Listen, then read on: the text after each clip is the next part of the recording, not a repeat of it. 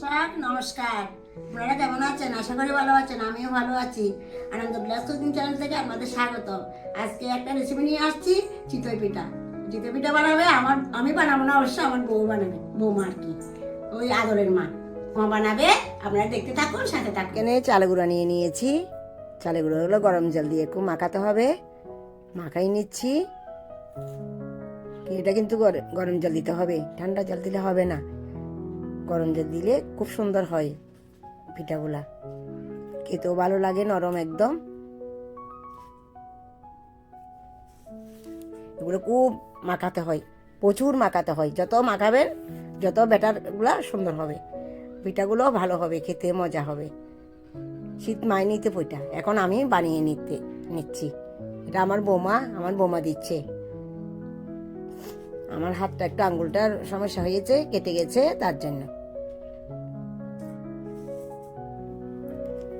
সরা দিয়ে ঢাকা দিয়ে দিতে হবে কিছুক্ষণ। এটা মাটির কড়াইতে করছি। আপনারা চাইলে পিঠাগুলো দেখেন কি সুন্দর হয়েছে পিঠাগুলা। মাটির আপনারা দস্তার কড়াইতেও করতে পারেন এবং চুলাতেও করতে পারেন। আমি তো গ্যাসে করতেছি। এই নিয়ে নিচে যে কি সুন্দর দেখেন পিঠাগুলো, কি নরম তুলতুলে। কড়াইতে একটু সামান্য প্রথমে একটু তেল দিলে হয়, আর কিছু দিতে হয় না। আবার আরেকটা দিয়ে দিচ্ছে। দেখেন কি সুন্দর হচ্ছে পিঠাগুলা। শীত মানেইতে পিঠা খাবেন আপনারা বানিয়ে বানিয়ে।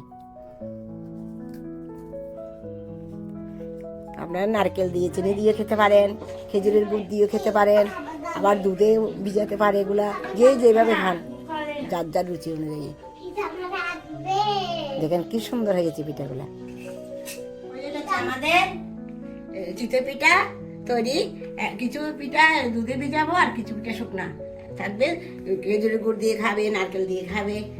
আমি কিছু বাদাম কুচি দিচ্ছি দুধের মধ্যে।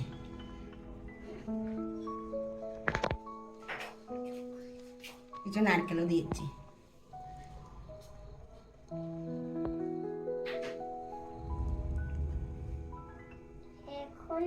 এখানে দুধে ভিজানো পিঠার মধ্যে চিনিও দিয়েছি, কিছু খেজুরের গুড়, সোনাচুরি এক্সপ্রেসের খেজুরের গুড় দিয়ে দিচ্ছি।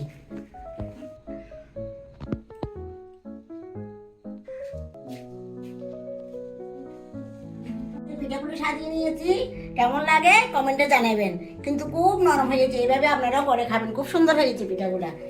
কিছু দুধে দিয়েছি, ওগুলো সুন্দর হয়েছে, সাজিয়ে নিয়েছি। গ্যাস কুকিং চ্যানেলটি লাইক করবেন, শেয়ার করবেন এবং সাবস্ক্রাইব করবেন।